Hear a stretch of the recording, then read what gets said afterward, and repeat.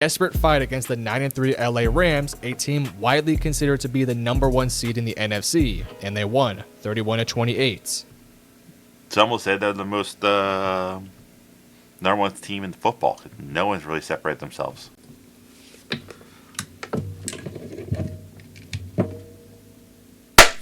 What up, everybody? Celtic Character here, back with another reaction. Get those 10s and 20 views.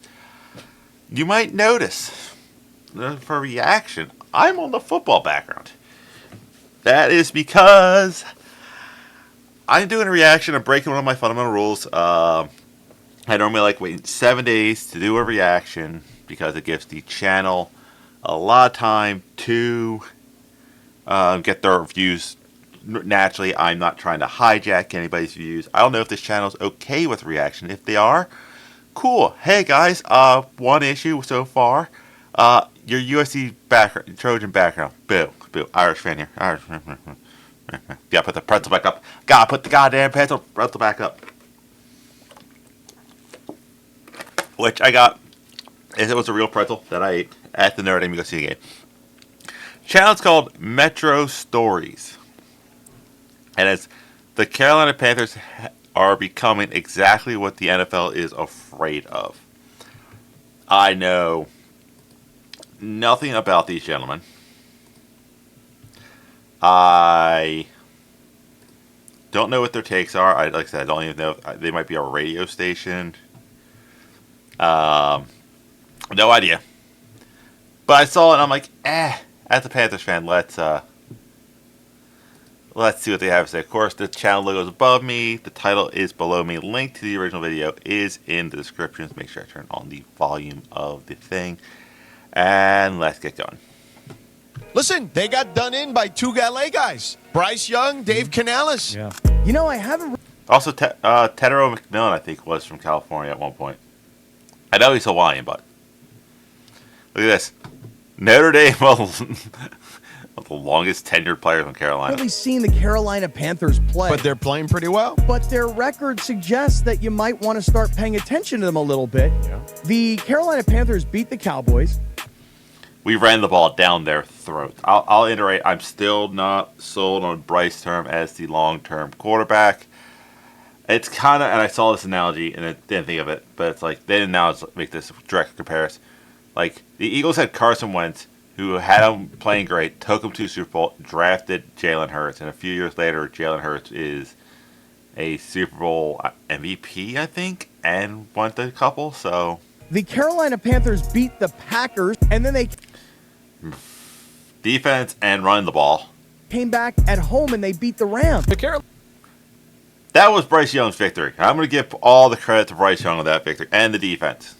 But still, Bryce Young, good game. The Panthers are sitting at 7-6, currently holding the second spot in the NFC South, just a single game behind the Tampa Bay Buccaneers. And look, I know what you're thinking. A 7-6 record for the Carolina Panthers after their dismal 5-12 season, that's a massive success.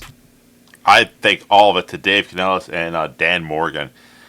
Great drafting, bringing guys. Then you got the free agent signings like Rico Dowdle, the way the offensive line is playing with all those injuries. But when you look at the numbers, you see the contradiction. This Great block right there by Tommy Tremble. success is happening in spite of a fairly mediocre offense, not because of it. For 13 weeks, we've watched quarterback Bryce Young live through a statistical purgatory. He's been Yeah, and that's my issue with Bryce. He's either really good or he's just really bad. It's like, hey, do you want to play like Tom Brady today, or are you gonna play like try to think of a good one.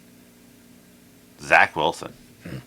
hot, he's been cold, and the conversation around him has been a relentless, painful cycle of doubt. But here's the thing, if you actually watched Week 13, you'd know that for all the ups and downs, the Panthers have a quarterback who refuses to lose. They just went into a Oh yeah, I'm not taking anything away from the heart. Consistency. desperate fight against the 9-3 LA Rams, a team widely considered to be the #1 seed in the NFC, and they won 31-28. Some will say they're the most number one team in football. No one's really separated themselves. It wasn't always perfect, it wasn't always clean, but what it was clutch. This season is not about dominant statistics, it's about a team winning on grit, a ferocious defense, and the slow, painful emergence of the competitive fire within their young franchise quarterback. This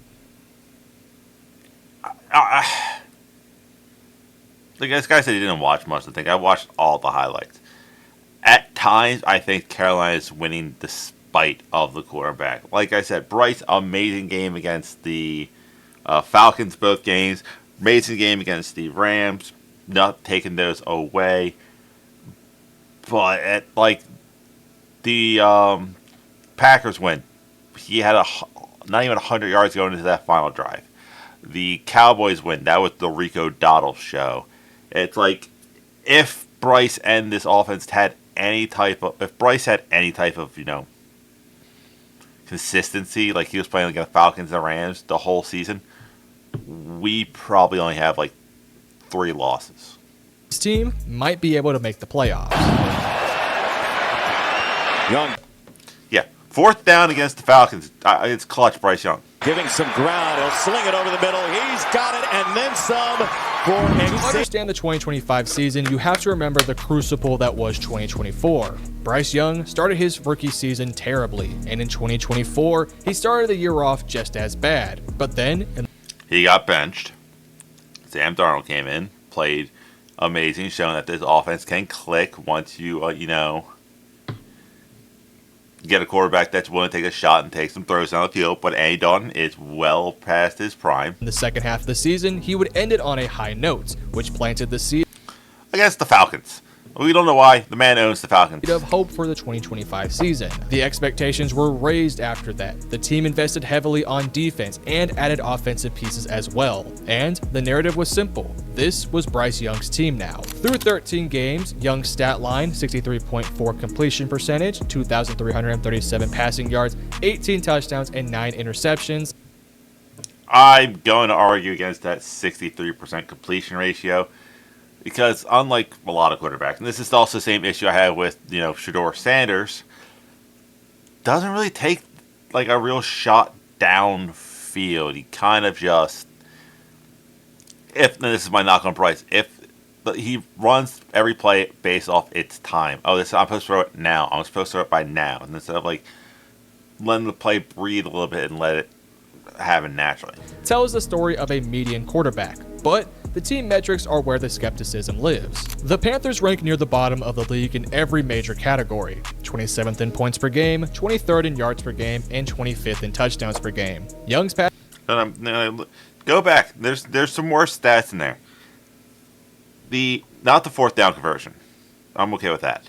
It's the red zone scoring, which is down here, which you can't see. It's 50%, meaning we get inside the 20-yard line and the offense just stops. Average touchdowns per game, 2. Our offense is averaging 14 points a game. 7th in points per game, 23rd in yards per game, and 25th in touchdowns per game. Young's passing stats have been kind of feast or famine. He holds the franchise record for passing yards in a game with 448 against the Atlanta Falcons, which we know he has ownership of. So if Bryce moves on from the Panthers, just saying, if he does, he either needs to go play for Atlanta or go someone who wants to play against Atlanta often. Saints. Yet, he's also had multiple games under 180 yards. He's also had an issue with fumbling. 180? He has games where he barely got 100. It might be hard to see because it's a lot smaller on the screen, but it's this was the stretch we dealt with. Against the Saints, 124 yards and interception. Against the Packers, 102 yards and interception. Against the Jets, 138 yards and 1 touchdown. It's that's not great. Even the first win against the Falcons, 121 yards. So it's not saying 180. Let's just go with 125 yards. He has 3 games under 125 yards passing. How do you get that in this modern day NFL? The football, which has been a concern his entire career. The team's success has created a bit of a paradox. The Panthers are winning games, but the offense is losing the statistical battle. This is the core tension of their season, and it sets the stage for the true hero of this 2025 campaign, the defense. The defense, the offensive line that's been vastly shuffled. The single biggest change in Carolina is the defense, which has transformed from a bottom 5 unit in 2024 to a surprisingly respectable middle-of-the-pack force in 2025. That all has to do with this man right on the screen, Derek Brown. He was hurt last season, did not play as a key factor. This resurgence is not accidental, it's a direct result of key personnel investments and the return to health of their star. The philosophy... Yeah, Derek Brown coming back. Still need a few linebackers. I still think we might need a corner. is simple. Win the line of scrimmage and create versatility in the secondary. The proof is in the rankings. They're 16th in opponents' points per... Like, yeah, we're only scoring 2 touchdowns a game. We're only giving up 2 touchdowns a game. But right scoring is at 50%. Defense conversion is high. So defensively, this is all not good right here. per game, 18th in opponents' yards per game, and 19th in opponents' touchdowns per game. 3 key players symbolize this shift. Derek Brown. God, I'd sign the man. If he's not signed long term, just sign the man now. The defensive tackle is the engine of the resurgence. Finally healthy and playing at an elite level, he has demanded double team Finally healthy. He was only hurt 1 year. and been the anchor against the run. His dominance in the interior has freed up the rest of the units. Then there's Trevon Moehrig. The free agent safety acquisition has been a complete revelation. Yeah, he's been playing really good. Ransom. I would almost make those two the safeties free, and both those guys play good. Moehrig is the quintessential Swiss Army knife for the secondary, providing versatility by lining up deep, in the box, or even as a slot defender. His football And Ransom played 22 right here. Who filled in for him last game, did amazing. I want both those guys on the field. IQ and willingness to play downhill has tightened up the intermediate passing game and shored up the run defense, a problem that has been going on for years. Then That's still kind of the problem. Our linebackers. White boy right here, Rosebloom. He's either going to make a big play or going to miss. there's Nick Scorton. The young defensive edge rusher has provided some much-needed pass rush juice off the edge. His presence combined with the other additions has created some rotational depth, allowing the defensive line to stay fresh and finish games. This defense gives the Panthers something they haven't had for a while: margin for error. It Yeah, I'll agree with that. allows Bryce Young and the offense to operate knowing that if they have to punt, the defense is not going to surrender a touchdown immediately. You did not watch the Bills game or the Patriots game because The defense keeps them in the fight, which allows Young to do what he does best: win when it matters most. I might have to edit out some of the actual game clips because NFL's really like. Young keeps it, slings it into traffic right at the goal line, and McMillan is The in. entire dichotomy of the Panthers season came to a That was the highlight you went with on a first down, not like the late game win against the Packers. head in Week 13 against the Los Angeles Rams. The Rams were the number 1 seed in the NFC. Their offense was dominant, scoring at will, and their defense was one of the feistiest and stingiest in the entire league. This was the ultimate proving ground for Bryce Young. And Bryce Young did not just survive, he flourished when it mattered most. The game started off as a bit of a defensive battle, but Now, Bryce had a solid game. There are throws that he should have made, and there were plays that he made that were amazing. Panthers kept fighting, largely thanks to their aggressive defense, including a Mike Jackson pick six that broke Matthew Stafford's NFL record No, Mike Jackson, he's a smooth criminal out there. streak, and kept the game close. Jackson, and Jackson gets the block to take it home. But when the Rams took the lead in the fourth quarter, the pressure was on Bryce to deliver the knockout blow. And Young finished the game incredibly efficient, 15 of 20 for 206 yards, 3 passing touchdowns. I think a lot of this also is good play design. Like, look at this one right here. This is not a knock on Bryce. He made a lot of good throws. So you got young tight end out here.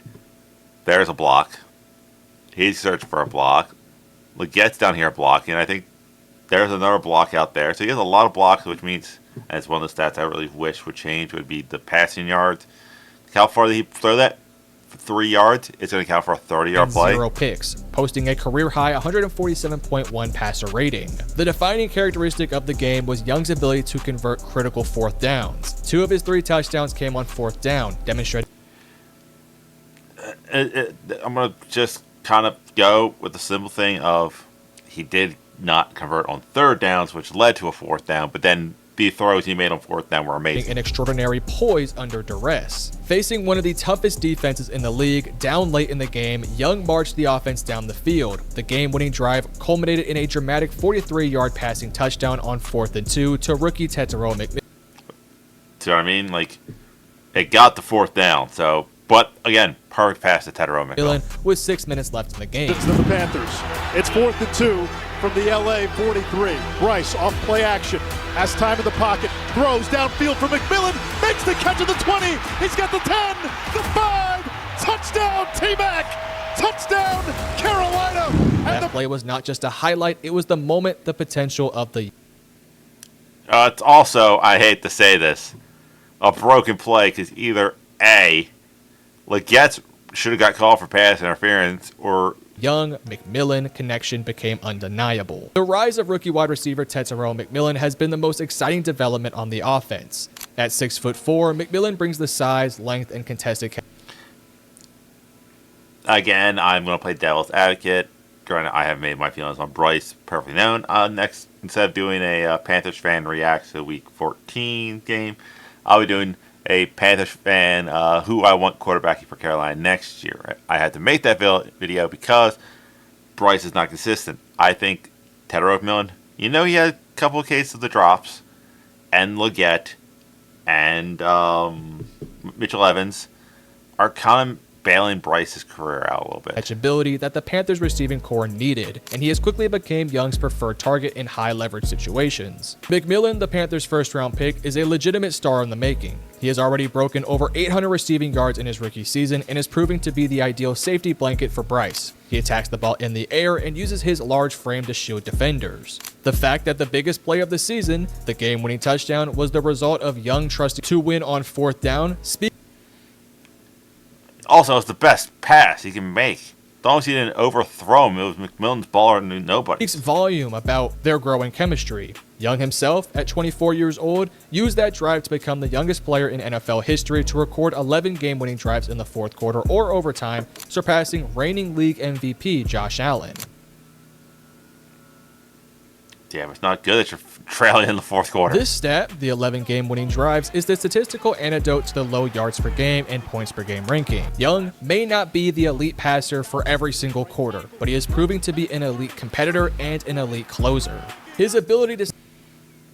Which is all good if you're in the games, which is why I still think Carolina should draft a linebacker first next round and go after quarterback in like the third or fourth round. Stay cool under pressure is the intangible skill that is translating into the Panthers' league-leading record in one-score games. The Carolina Panthers' 2025 season is a testament to the fact that team success is a journey, not a singular statistical destination. The defense, solidified by acquisitions like Trevon Moehrig and the health of Derek Brown, is the backbone, transforming Carolina.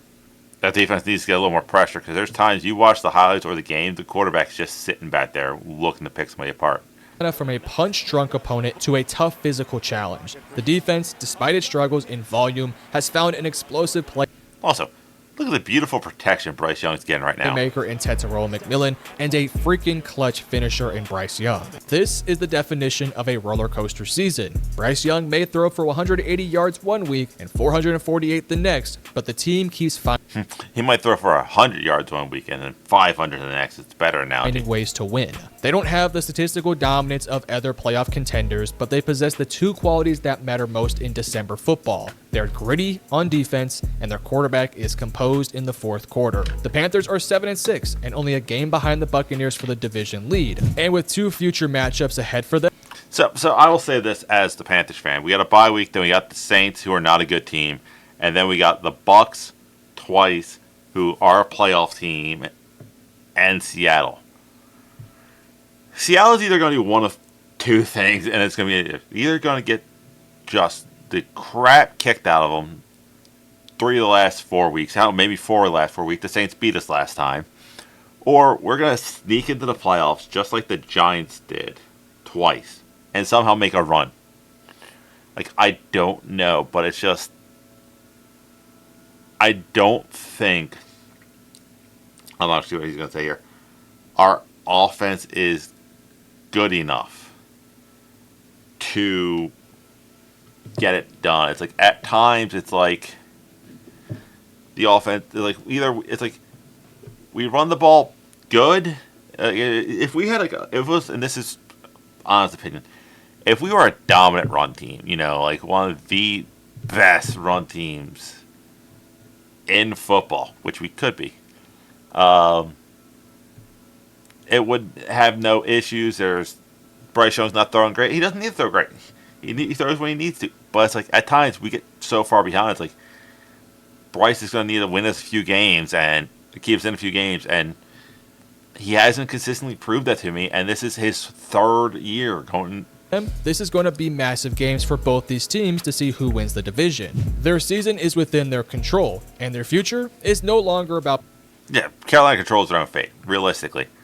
As, like I said, if you win 3 of the next 4, the only game you can really consistently lose is the Seattle game, because you figure Saints are division rivals, and then the Bucs are a game ahead of you. Potential. It's about realization. The climb has been a bit painful and at times a bit messy, but Bryce Young is finding his footing when the lights are the brightest. So, will Carolina win the division and will they make the playoffs? You let me know in the comment section below. It's a good video. I might have to edit a few things out for the video because NFL copyright goes out there hard. With the pretzel off my chest. I like the video. Good video. I feel like he's well thought out. I'm not denying the well thought out ofness of the video. So, as a Panthers fan,